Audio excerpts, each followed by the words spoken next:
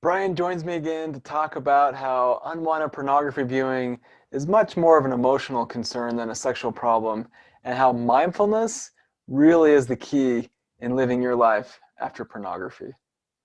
If you're like me, you know your mind can be your best or your worst friend. Our mind is an amazing tool that can do incredible things, but our mind can also create problems out of nowhere. Sometimes our mind keeps recommending the same solutions to problems even when they aren't working. I see this pattern play out as individuals try to overcome their anxiety, depression, or even struggles with pornography, using approaches that make sense but aren't very helpful. This podcast will show you how real researchers and clinicians are changing the way we approach mental health and reveal helpful research-supported principles designed to help real people with real problems. My name is Dr. Cameron Staley, and welcome to the Life After Series Radio. So I'm back again with Brian. This will be our third chat together around struggles with pornography. And I'd say after our last conversation, I thought a lot about it, but I think I felt a lot more about it. That conversation really stuck with me, and it felt really powerful to not only talk about approaches to helping with pornography, but your personal experience. And I felt like there was a lot of insights that I had in that moment, but overwhelming. It just felt really powerful to me. I 100% agree. I think there was a good rhythm of the there's vulnerability, but also those experiences to learn. And when you're just bouncing back off each other and those new insights come up, I think it's really cool. I remember in that first episode, that whole help desk analogy, Oh, yeah. because I'd never thought of that before. But just as the conversation ensues, it's cool what two minds put together can do. I love that because that's one that I've thought about. I've never heard of that one before. And that's something that just kind of showed up as like, yeah, that's kind of what it's like. And that for me is a really good example of the principle of mindfulness. That when we're fully engaged in a moment and aware of our thoughts and emotions and listening to somebody else, there's this creativity and openness that shows up where you can have new insights. And a lot of that just comes to being aware and being present and not foreclosing other ideas or scripting things or having a plan. But I think some of the things we've experienced over these last chats is really mindfulness in action. That's a really cool. Speaking of cool insights, right? And the connection you get with that, like if I were to turn that into an invitation or some form of a assignment to give out of like, hey, maybe you're not comfortable talking about the pornography struggle yet with someone, but talk about something vulnerable with someone else and see if you can tap into that dual Yeah. mindfulness. Because you're right, that's true connection, and those conversations are priceless, and Yeah. they impact a relationship so much. And that's really it. And I'm glad you brought it up. Like, hey, if you're not ready to chat about porn, talk about something else. Because the reality is, it doesn't really matter what you're talking about. As long as it's open and vulnerable, that connection is going to be helpful. And sometimes it's like, oh, we're so focused on porn that how do we talk about that or work that in a conversation? I mean, if it shows up, that's fine. But it's really the act of opening up and being vulnerable. That's the true purpose. Yeah, I've gotten to the point now where those conversations will happen, and pornography may just come up as a natural Yep. um, byproduct of the dialogue, and it can go in and out, and it's fine. It can go in and and stay there in the topic of conversation, but it's not the focus. You're right. It doesn't matter what you're talking Yeah. about. It's just the nature of the conversation. That's ideal. And that's true connection. And that's very different than having someone that you're accountable to, where it's like, well, I got to report my pornography viewing. And if I had an urge and last time I viewed, that's more accountability. But what you're describing is connection. And it's based on a relationship. And that might include struggles with pornography, but often it's much more than that. Like things you're excited about, things you're struggling with, things you're curious about, listening to somebody else. And that true connection is really the antidote to a pornography struggle. But that accountability where it's like, I got to confess it, often kind of keeps those feelings of shame and disconnection on the surface, which is perpetuating the struggle to begin with. Interesting. So is there a better term for even accountability? Because I very much value the principle of having support people. Yeah. And in my mind, those are just friends. Yes. Support people are just the people you trust with these vulnerable conversations. But the principle of accountability infers that there's something that you need to report on. And I don't know is that the healthy approach, or should it be different? I think you said it. Instead of having an accountability buddy, I talk to my friends.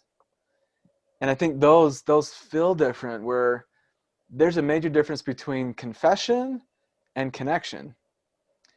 But I think often there's this mentality of, if we're struggling with something, we need to keep confessing and being accountable.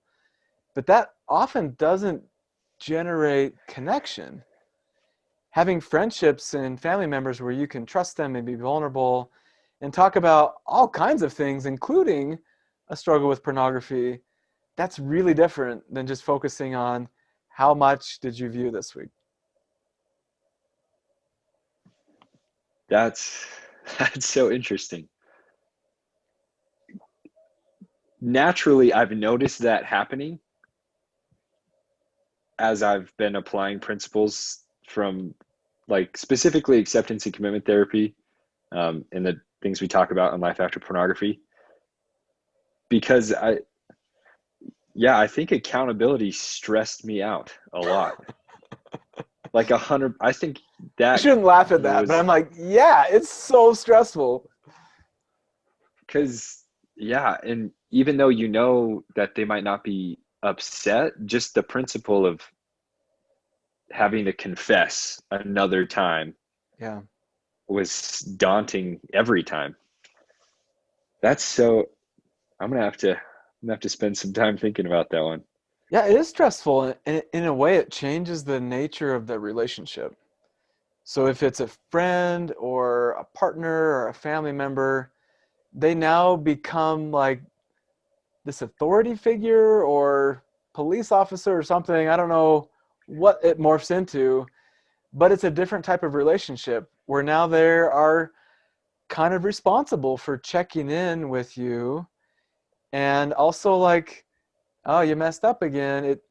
It just changes that dynamic, where I think if we're struggling with all kinds of things, and we can go to friends and families and partners and church leaders and just talk about how we're doing in our life. That really changes the nature of the relationship again in a way that's more connecting. I love that. I certainly wish I don't know, maybe I'm just excited to be someone like that for someone else. Yeah. Because you never know what people are struggling with. Yep. But if you approach every conversation with genuinely being curious about how they're doing, I think that's where that connection comes in. Yep. And the accountability aspect of, let me tell you how I'm actually doing, will just come up naturally, and it will be in a different perspective where it's more connecting. Yeah. And less changing the level that you're on. Yep. It's huge. And I've noticed So that cool. pattern when I'm working with somebody in counseling, where often people are coming in for pornography concerns. Initially, I do ask them, like, how often are you viewing? What types of things are you looking at? What's the struggle like? How long has it been for you?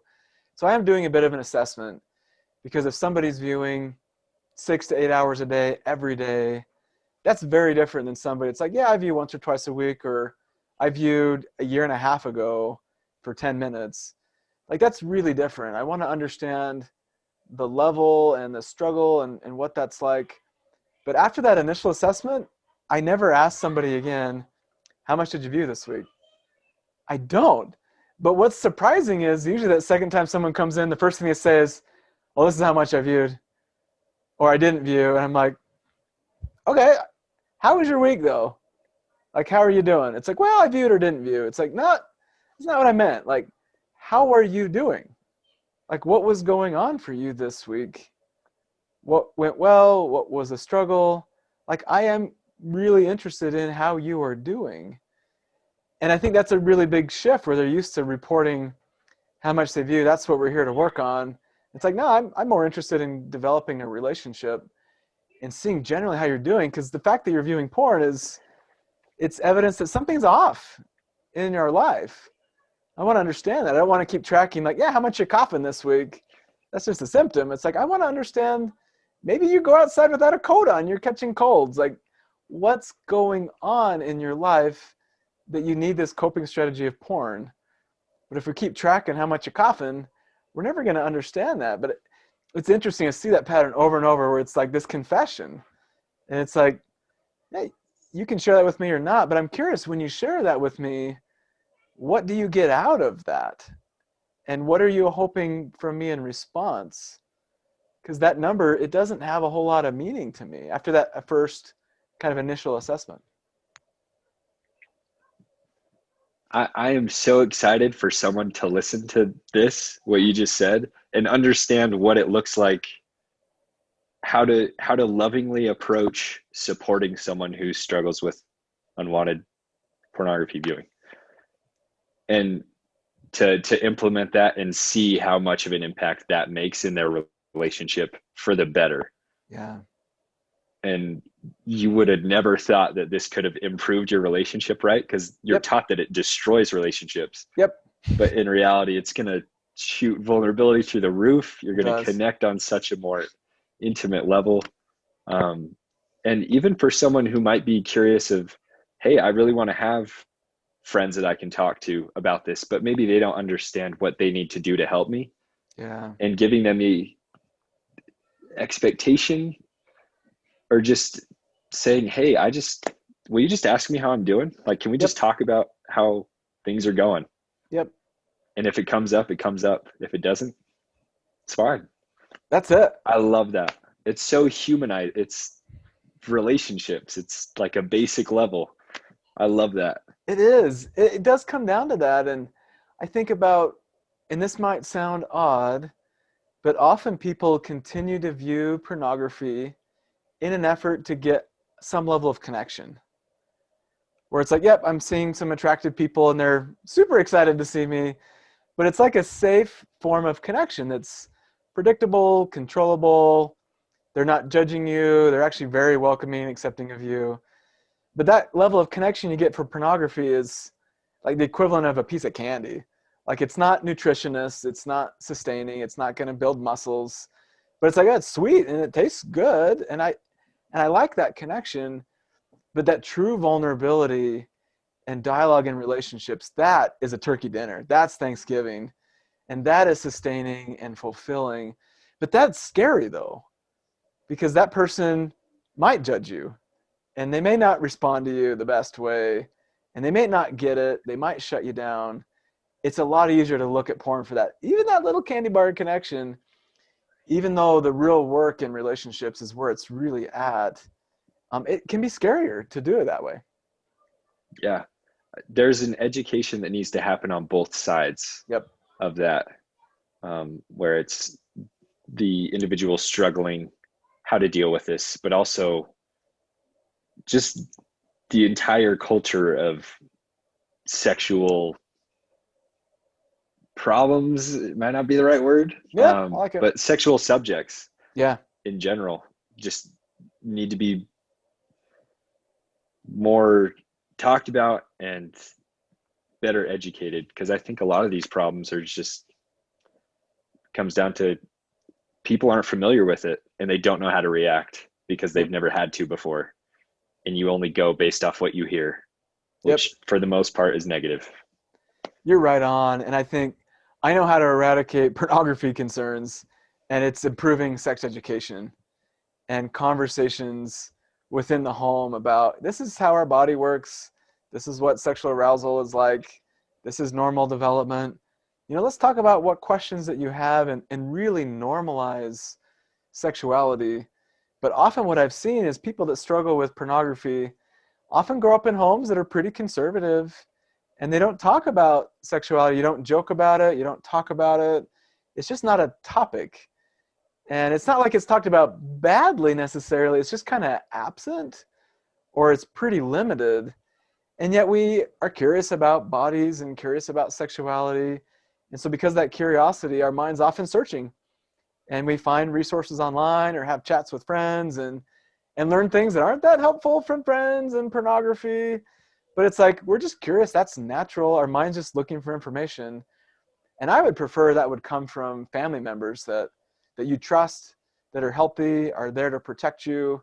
We need more like coaches and mentors around this, instead of like, hey, it's the Wild West.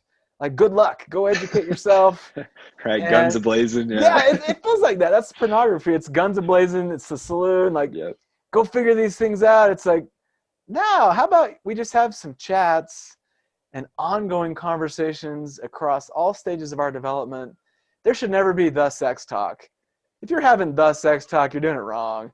This is a conversation across years and developmental stages to really adequately prepare somebody. And with that conversation education, that likelihood of struggling with something like porn goes down dramatically. Absolutely. I'm not sure what drives, clearly I'm not a parent. And I don't understand the principle of having to talk to your child about something that has been so stigmatized. But if there's a fear of, oh man, this is going to go bad. Yep. I think listening to the previous 10 minutes of what we were just talking about those connections through vulnerability and talking about these things is only going to help the relationship. And I don't know if there's a little pushback at first from the kids about, oh, but from a parent figure, I understand what it's like to have it absent, the education around that. And I can 100% tell you the high school locker room is not good sex ed. No. Pornography is not good sex ed. Things you hear on the street, slang, Instagram, social media, terrible. And so that culture needs to change. Yeah. And I think you're right on. And it starts in the home. And I think about, like, I give my parents a break because their parents didn't have adequate conversations with them too. But actually thinking back growing up, I actually give my dad a lot of credit. So he had a lot of talks with me. And honestly, as a kid, I was just like, this is boring. Like, it's not relevant. Like, he would talk to me about like dating and just like, oh, here's attractive women and this is okay. And this is kind of what it's like, sexual behaviors. And I'm like, Dad, can we just shoot hoops? Like, I don't really care. But honestly, looking back, what that taught me is that this is okay. That I didn't have questions at the time, but I knew if I did, I could talk with my dad and it would be okay. Like, he was cultivating a really safe relationship. And now I think about with my own kids, they're still pretty young, and I have these chats with them, and sometimes I draw diagrams of anatomy, and initially like curious, and like, okay, let's go play. And it's like a non-issue. It's not like, oh, we're having this talk and it's so uncomfortable and it's a big deal, and why is Dad sweating and he's nervous? It's like, I just talk about it, and then I talk about sports, and I talk about classes, and then we talk about anatomy again, and it just shows up in the dialogue. And I found that often these conversations happen organically. Like, we're on a hike or we're on a road trip and we're just talking, and my kids are over here in conversations and they ask a question and I just include them in the conversation. And so I'm just kind of slowly sharing these principles, but the entire time, I think what I'm hoping to teach them is this is normal, this is okay, and honestly, we can joke about it. Like, this is not dangerous. It's sacred and something that should be done very importantly. But it's also like human, and sometimes human stuff's kind of funny. And being able to laugh about things, I think makes it, oh, I can talk to dad. He's not going to freak out or judge me.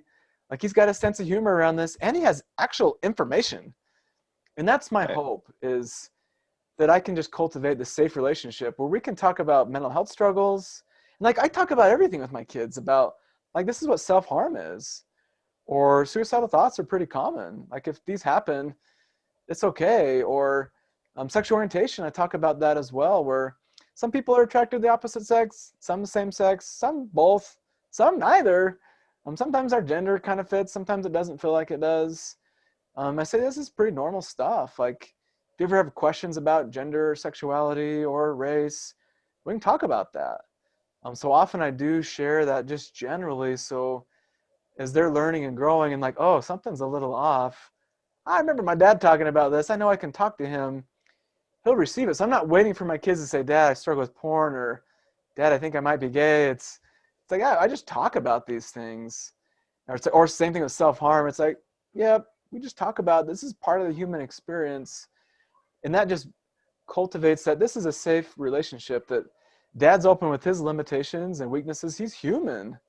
I can be human too. And I like what you said, it humanizes this. And sometimes our parents aren't humans. They're perfect people that don't struggle. So I can't go to them because I'm a human struggling. It's like, I want to be so human to my kids. I'm not a psychologist to my kids. I'm Cameron. And they know, like, oh my gosh, dad does fart jokes and he acts like a child. And it's like, yeah, I do. Because that's human. I find that stuff funny. And I have a PhD. Like, all that's part of me, and that's okay. That's such a powerful ACT principle. Mm. Like looking at it from a wider lens of, don't be so worried about the conversation, right? The talk. Yep. But it's validating to know that you have cultivated that safe relationship when those talks just come up naturally. And that's the goal to shoot for, I think, is just being able, it doesn't matter if it's your friends or your parents or your kids. It's that relationship that then it's conducive to having those chats. Yep. And feeling safe. And that's going to mean so much more than them knowing everything about sexual education or the struggles. 100%. That's it. And so I'll get questions from parents where it's like, oh, how do I talk to my kid about porn? And it's like, it's just what you said. The ingredients are cultivate a healthy relationship where it can be open. They know you're going to accept them, that you're going to answer their questions. You're not going to dismiss it. That you're not going to be scared of things. Like having a healthy relationship is how you protect your children from struggling with pornography later on, where all these topics are fair game, but also that you can be open with things you struggle with too. Like just humanize yourself in this process. And so there isn't like, this is how I say it and this is how I need to respond. It's having that safe relationship. That's really the key. Right. It's all like flipping the question to where it's not, how do I talk to my kid about porn? It's, how do I cultivate a relationship where my kid can talk to me about porn? Yep. Right? Yep. You got it. And it's a different mindset. And I think if we focus more on, I want to have a healthier relationship with more openness, I think mental health struggles would go down, because a lot of people struggle with depression and anxiety. And it comes from, I've got these expectations from my parents, but I don't feel safe enough to talk to them about that. So I'm going to keep doing my best to try to meet these unmet expectations that they may or may not even have. And so we develop these concerns based on what we believe people think about us and what we think they want for us. And sometimes those are so different. And we develop all these struggles and compulsive behaviors because it's just uncomfortable to be open and share. I think expectations can play a huge part in that, because I know from a kid's perspective, you do think your parents are perfect. Yep. But I've also heard that it's the opposite is there, that parents to some extent at least want their kids to be perfect, right? And Ooh. there might be some high expectations there of things you can achieve, and And I don't know if that's academic or in other areas of your life, but I think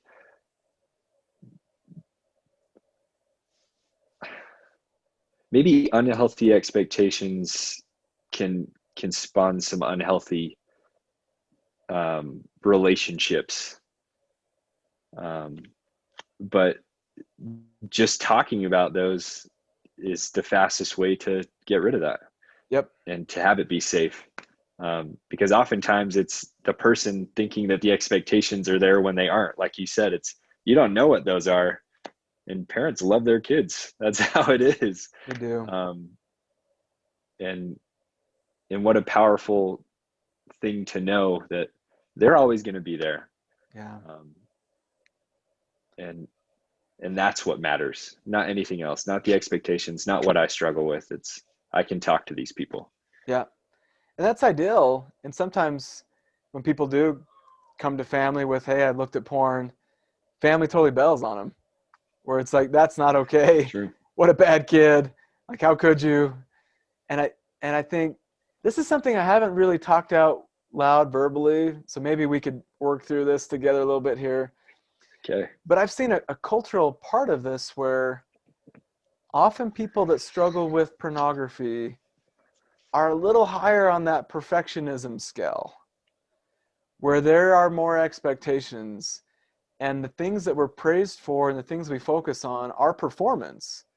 It's getting good grades, and it's making that team, and getting a good job, and having this nice, clean, tidy house, and your bedroom's picked up, and fulfilling these church responsibilities. And it's almost like there's a lot of focus on our external appearance and actions without as much focus on what it feels like to struggle academically, or to live our faith, or to navigate relationships in the home. And it's almost like the only thing that matters is looking good or performing well. I don't know the best words to talk about that, but I've seen that. So when something like pornography shows up, it's like, whoa, this is a major issue, because the only thing that's acceptable is a really solid, complete, flawless performance. And the fact that porn's up, it's like, well, that vision's destroyed. And yet we don't talk about, well, the reason why people struggle with porn is often emotions, that there's a lot of stress and pressure and maybe feeling overwhelmed that comes with this perfectionism stuff. And a byproduct of that is, yeah, sometimes we look at porn or overeat or shop or social media scroll to cope with all those emotions that come with perfectionism. And yet there's just not that precedent set that, hey, let's talk about the challenges of trying to live this way. Instead, it's like, hey, did you get those grades or not? It's not like, wow, how much stress, how many late nights, what do you worry about? And do you feel like if you don't get that I'm not going to be here for you? I don't know if I'm conveying this well, but often I feel that cultural input with pornography concerns. In that first podcast that we did, I remember I said something along the lines of it felt like you were reading off my autobiography. I amen to everything you just said. I mean, I identify with every single aspect of that perfectionist Wow. mindset. And even just growing up, noticing, gosh, I'm working so hard Yep. to outwardly be flawless, Yep. get the good grades, never go to the parties, never get involved with the outwardly sinful things of Yep. drinking and bad sexual behavior with other people, and just keeping going to church and just being a solid person. Yep. And then the dichotomy of I go home and I'm so emotionally compromised that the only way I know how to cope with that is to flaw, in my mind, is to engage in sexual imagery. Yep. And I talk about like a recipe for disaster that just drove me insane. Yeah. So you nailed it. And I'm not sure if it's that way for everyone, but I think that contributes madly to the struggle. Yeah. And I would say that is most of the folks I work with that struggle with pornography have that kind of presentation or disposition. I don't know the best way to talk about those traits, those qualities, those messages. And there's times where people don't, where they're using porn for other reasons, where there's actual struggles with like trauma history or attention concerns, or mood disorders. I mean, that shows up and that can look different. But often I see that cultural piece where there is such a focus on that performance. And then when something like porn shows up, it's like, well, I got to bury that. Like, that's the absolute worst thing that's going to destroy this flawless oil painting. Nobody can know about this. It's got to be buried because it does not fit in this culture or family expectations about doing everything just right. Like, how could this show up? Like, I'm doing everything right. And it's like, yeah, that's why it showed up. Because we're so focused on doing everything right. Those are the ingredients for a problem with pornography. What do you do? I mean, it seems like I've learned so much in that time, and you probably can't summarize it into a paragraph, but how do you change that environment of, is perfectionism a trait, a characteristic, or is it an environmental Yeah, I think it's probably a concern? combination. There's probably people that are a little bit more driven, and it's really reinforcing to accomplish things. We get a little dopamine rush from achieving things. Like, I like getting a lot of stuff done. It feels good. But Right. I think a lot of it is cultivated and reinforced in the home. And there's a focus on how many points did you score? How many goals did you kick? What was your grades? How far could you jump? What was your time on the mile run? It's like, what callings do you have in the church? There's so much focus on outcomes. And so pornography fits with that as well. We're so focused on the outcome. How much did you view? When's the last time you looked at? That's all Uh, outcome. It's all external. And so I think there's a lot of us that grow up living a very external life. It's like, I'm really good at setting goals and accomplishing things and getting awards and certificates and checking things off. And sometimes our religious life can feel like that, where it's a list of things we check off. I read my scriptures, said my prayers, I went to church, check, check, check. And it's an external way. And yet there's another way to live life that's a lot more internal. But that world is messier. It's not as clean as check boxes and crossing things off a list. And that world is more about being aware of the emotions. And this is where that mindfulness piece comes in that we started out with. And why, for me, pornography is much more of an emotional concern than a sexual problem, is we're experiencing emotions. And often we're stressed, we're overwhelmed, we're feeling lonely, we're feeling scared, we feel insecure. These are human emotions. And yet when you focus on people's outward performance and how fancy it looks on Instagram, all that's neglected. You don't see all the work and effort and struggle and turmoil. We just see a product. And it's like, well, if I'm feeling things, I must not be doing it right then, because look how wonderful all these images look. And we're comparing apples and oranges. We're comparing how we feel inside, which is messy, to how someone looks outwardly. Those are completely different things. And so we compare ourselves like, well, I never measure up because I always doubt myself. And I always struggle. And it's like, yeah, they do too.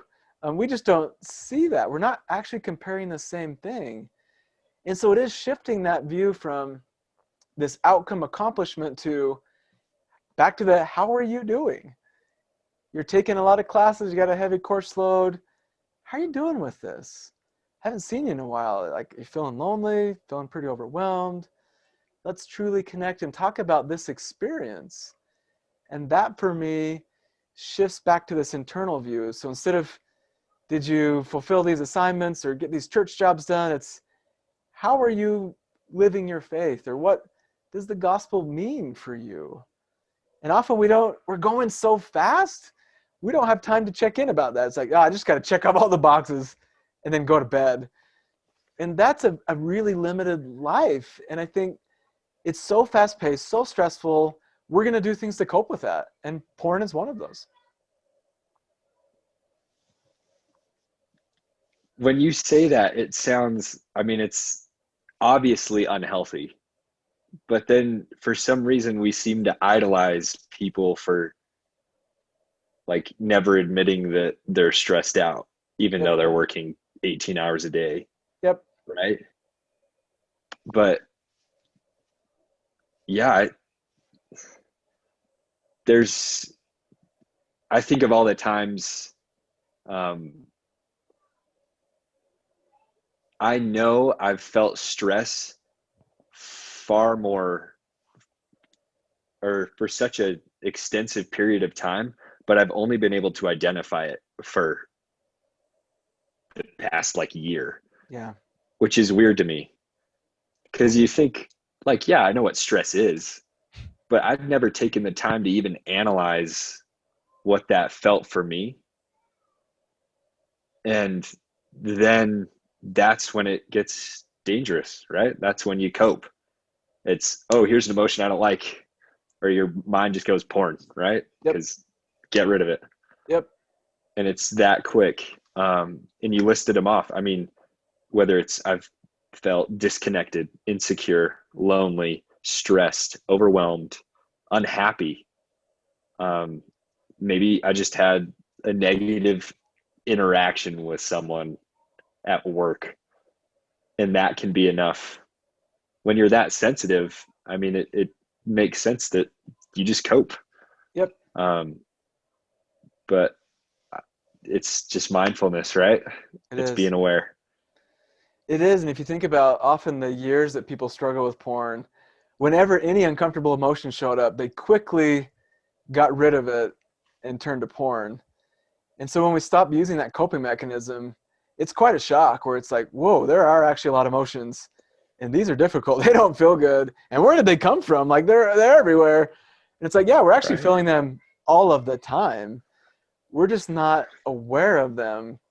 And so it does take some time to develop that capacity to label emotion, to feel it, to be able to sit with it, and then to listen to it where it's like, yeah, if I'm feeling lonely, this doesn't feel good.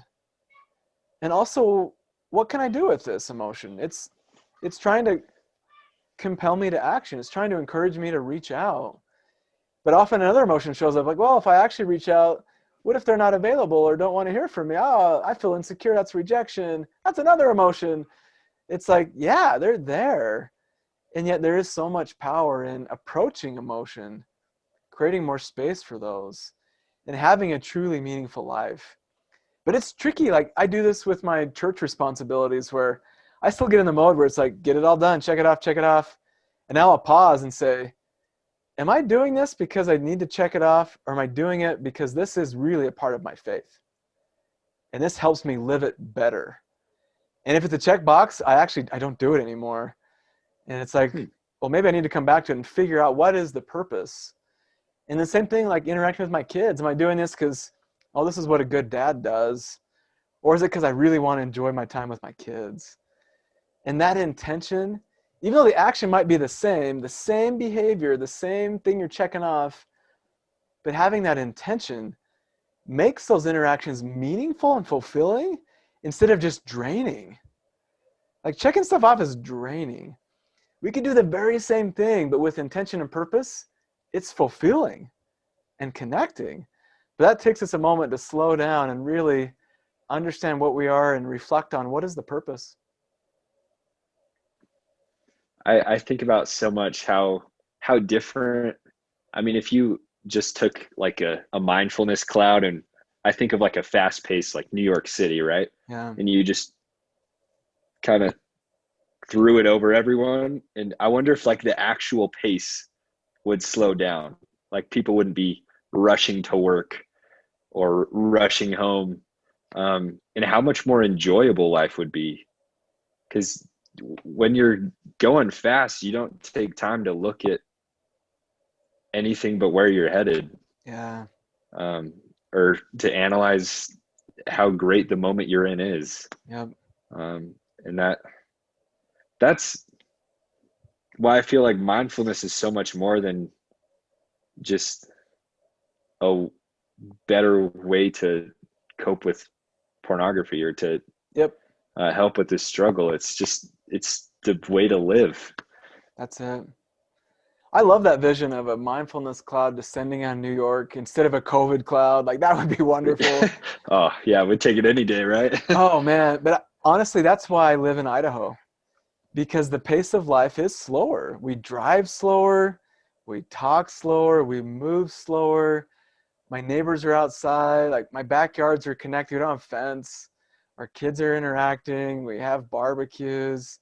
A lot of this was pre-COVID, but I like this style of life. And I've lived in Utah, and it's a much faster pace. And there's really nice people in Utah. I just wasn't able to connect because it's just so fast. And I realized like, oh, I miss Idaho's slow pace. And for a lot of people, it's like, oh, Idaho is so boring. It's like, I know, it's wonderful.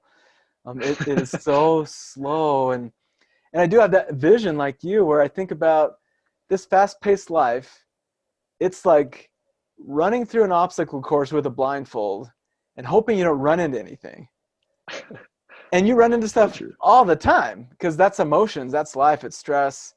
And you run into so much stuff, by the end of the day, you're injured and worn out and just frustrated. You hit all this stuff. You're going to look at porn to cope. And I think about mindfulness, all it does is it takes the blindfold off. And you're like, oh, there's actually a lot of obstacles in front of me. There's a lot of demands, and oh, there's my insecurity over there, and there's an expectation, and here's some pressure and conflict. There's some tight turns in this course. I'm going to slow down during some of these because these are actually quite delicate and quite intricate. Where other ones, this is straightaway. I can run. This is just fun. But you can actually navigate the course if you're aware of what the obstacles are and what the emotions might be. And when you're done with the course for that day, it's like, that was really fun. Like I learned a lot. I navigated. I'm not bruised and beaten. I don't need to soothe myself by looking at porn. Like, yeah, I had a difficult day. I navigated some challenging things, but it was fulfilling. But the alternative is like, I don't want to do that. That's uncomfortable. I'll keep the blindfold in and just sprint and just hope I don't hit anything. And sometimes you don't hit anything that day. But even if you don't, that's no way to live life. I love that analogy. I've never, that's really cool. And it's cool because to some extent the obstacles of life may change, but I don't think the obstacles of emotions do. Yeah. I think once you figure out, oh, anxiety, those are monkey bars, and I've done those. I'm well acquainted, right? And Yep. I know I can do that. And no matter what causes those monkey bars to be there, it's the recognition that, all right, let's take this slow. Look at it and experience it. That's powerful. I love that. Yeah. You don't have to like clothesline yourself on the bar just because you got it, like, just because you're wearing a blindfold. You zoom out and you're like, oh, obviously this makes sense, but it's difficult to put into practice. Yeah. At first, it's a little uncomfy because you're used to just booking it, right? And just you hope you make it to the finish. You hope you don't hit anything. Yep. But that's a powerful analogy. And you said something there that I think is true. I had never thought about it in that way, that life keeps throwing you curveballs and new obstacles. But actually the emotional reaction, it's quite similar. Like emotions do react the same way. There are anxiety monkey bars where with practice and repetition, you're actually able to cross those monkey bars a lot easier. But if we're not aware, it's like, well, what is this thing? It's got poles and it's vertical and horizontal. I've never seen this before. It's like, actually, this is a pretty predictable response to a lot of life events. Let's understand this emotion of anxiety and how to navigate it, because it's very similar every time. And if we slow down, like I've recognized this around certain people, I have different insecurities that show up, or different, like doing this podcast and sharing these resources online. Anxiety is going to show up. Doesn't surprise me anymore. It's like, oh yeah, come on, we're going to do a podcast. Take a seat, anxiety. You're going to be here. And for me, anxiety is evidence that what I'm doing matters to me. I care about it. It's not like, oh no, anxiety's here. What's wrong? What's the problem? It's no, I'm only anxious about things I care about. If I don't care about it, anxiety's not going to show up. So if you think about pornography, we're often very anxious about, what if somebody finds out? What if I don't get rid of this? That's because you actually really care about your behaviors, your sexual development, and your relationships. Anxiety's good. It's like evidence that you are really trying and that you care. It's an emotion. It's not a problem to be solved. It's an emotion. And if we take the time to understand these different emotions, they actually are easier to navigate. They don't go away. And anxiety is still an unpleasant emotion. But as we understand it, it's like crossing the monkey bars. Yeah, you still get calluses and sometimes you slip and it's not fun. But actually, after a while, it can be where it's like, oh, I know this one. I know what this feels like. And I've crossed these monkey bars so many times. We can keep doing podcasts. Like, I know what that feels like. It doesn't have to be an insurmountable barrier anymore.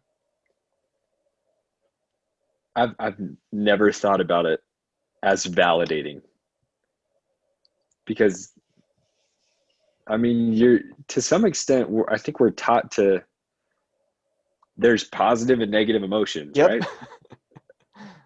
But those negative emotions are just, they just matter to you. It's there because that's an important event, or that was an important obstacle. I love that. I think that's another cool mental switch. Yeah. That can take that blindfold off and say, oh, I struggle with this because it means a lot to me, and it should. That's okay. Yep. And I'm sure there's times in your life you felt really anxious about your struggle with pornography because this mattered to you. Yes. It's an understatement. I was going to say, that's an understatement. Like probably panic level at times and all this worry and fear and all those emotions are, this is important. Like you want to get this right. Mm-hmm. That's what those emotions are communicating. That's fascinating. So I'm trying to process all. This is going back to earlier, right? It's a lot, and I think about. I really need to. I've already sketched out the Life After Anxiety program. I just need to sit down and record the videos and the modules and finish up the ebooks and all that, because it is so helpful to learn about these struggles and these emotions. And I think back to the times I was the most anxious in my life. They were like passing comprehensive exams in my PhD program. It was every time my wife was about to give birth. I mean, that is like the most fear I've ever felt in my life. The most anxious. It's terrifying. And then giving that TED Talk a year or so ago, so anxiety provoking. And those emotions were crippling at times. And now looking back, it's like, all those things were extremely important to me. Like I'd worked really hard. I really cared about my wife and her health and these little babies. I want them to be healthy and deliveries to go well. And this TED Talk, like that's me being really vulnerable and I want it to be helpful and not harmful. All those super anxious moments were all times in my life that really were important to me. And I had to remind myself that having kids and doing that TED Talk where that fear and anxiety got so loud sometimes, my body's like, don't do it. Like, don't go on stage. Just tell them you changed your mind. You're not going to do it. And I'd have to talk myself through it to say, no, you're anxious because this really, really matters to you. You really want to help. You've seen a lot of people suffering with pornography, and you've learned some things that might be helpful. Are you going to listen to your value and do the TED Talk? Are you going to run from an emotion that you've navigated before? How do you want to live your life? You want to keep running from emotion or do things that matter? And I had to have that talk with myself dozens of times. And I'm glad in the end, I picked the values. And sometimes I let anxiety win. It's not a perfect thing, but I have that chat. And I want more often than not to have my values dictate my actions more than my fear of an emotion.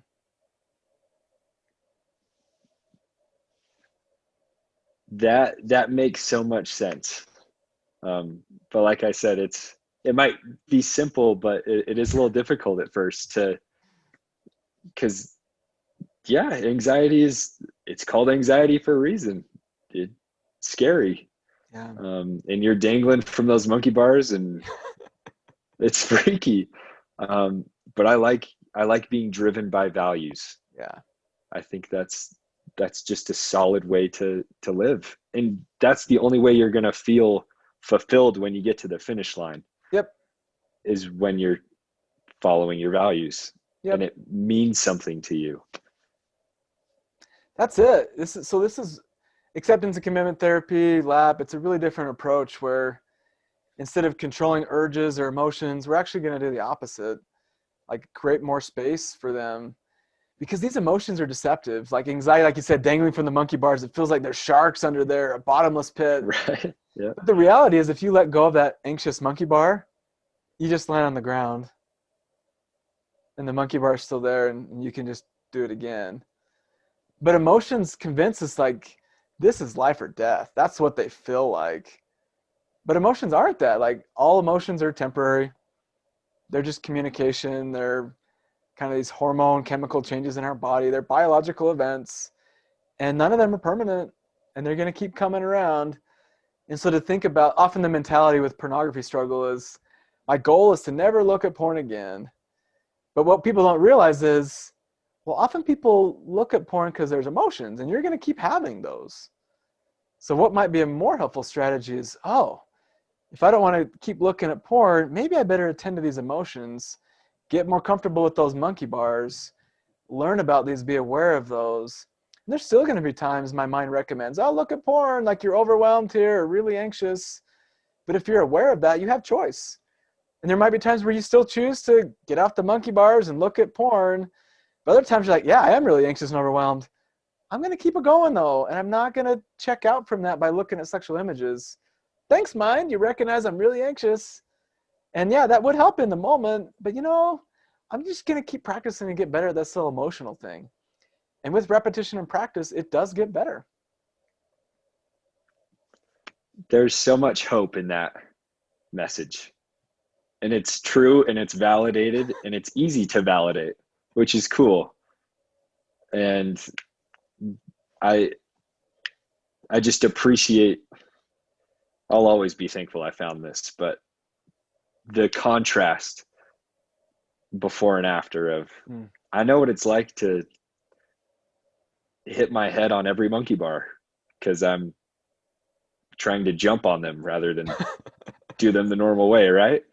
But now to have a very value-based mindfulness approach to every day, and that's the way to be healthy.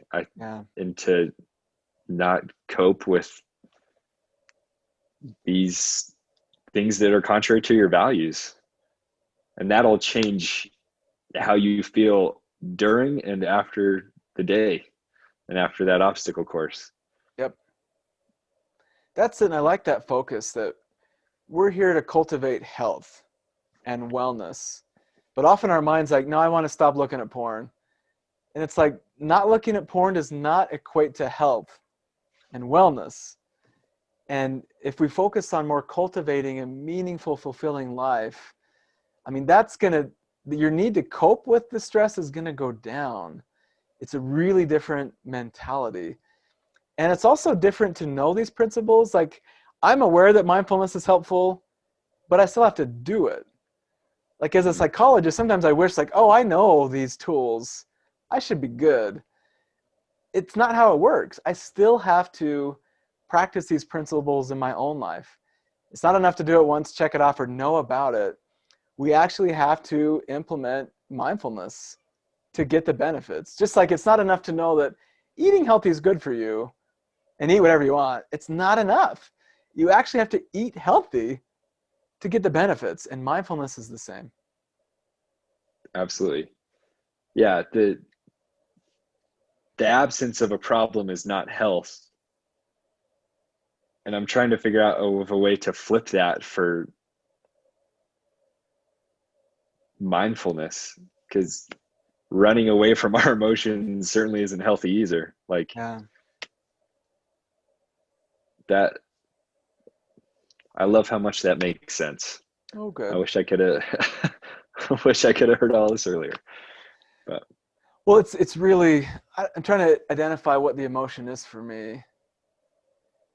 Because sometimes having this chat with you, it's surprising and reassuring, and I would say comforting and connecting for me to share some thoughts about things I've observed and thought about. And then when you say like, are you reading off my script? Like, it's like, wow, because these are just things that I've come to based on my experience. And for you to say, oh, that's really similar, that would have been really helpful, that feels really meaningful to me. And so I don't want to just keep talking and saying things without recognizing that having this conversation with you is living my values. This actually is meaningful for me.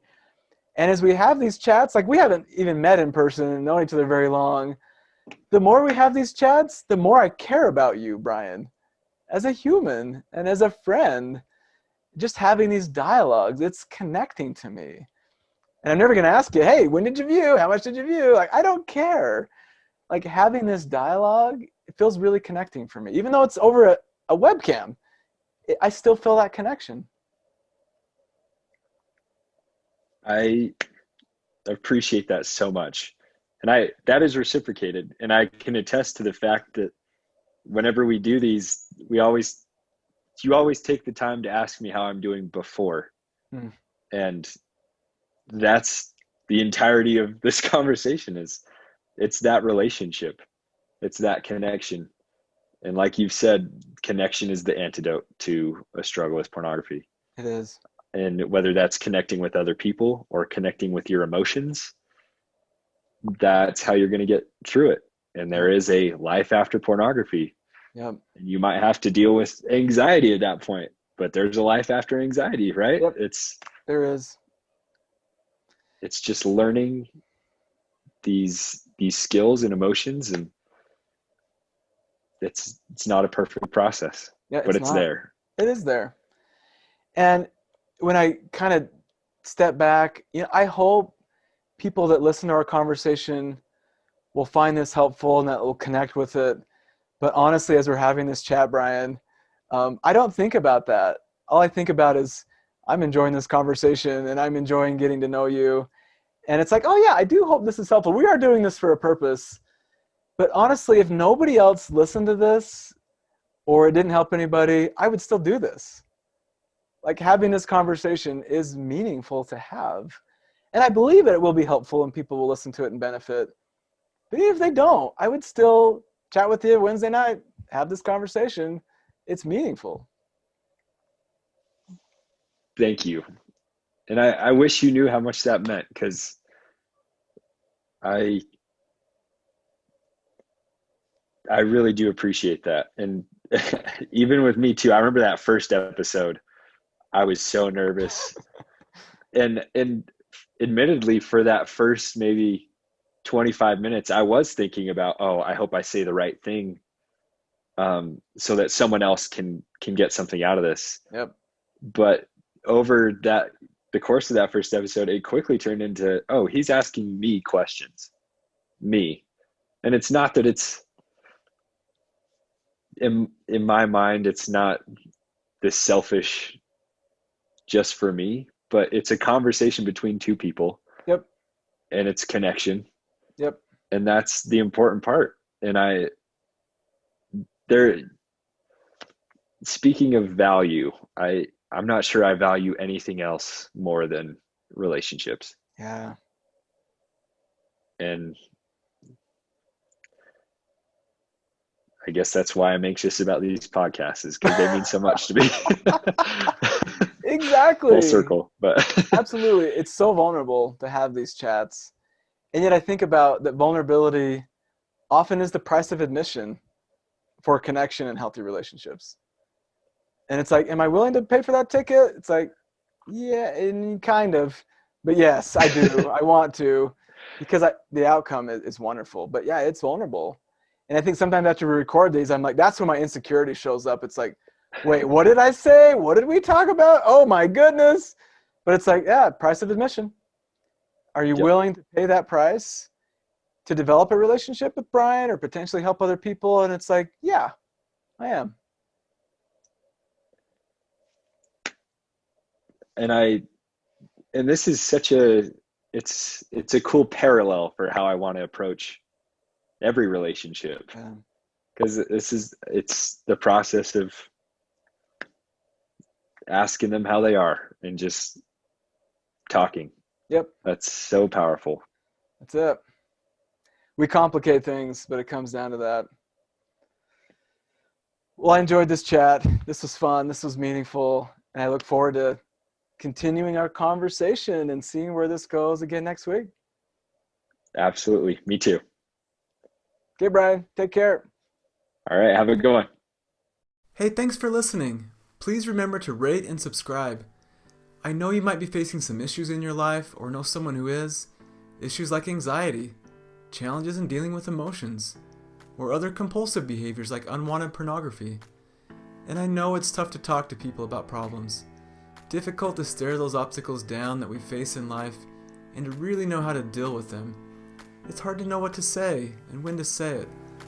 And then when that moment you finally reach out to family and friends happens, sometimes it falls flat. I haven't found many programs teaching effective strategies like mindfulness, how to improve relationships, and ways to address unwanted pornography viewing through research-supported principles.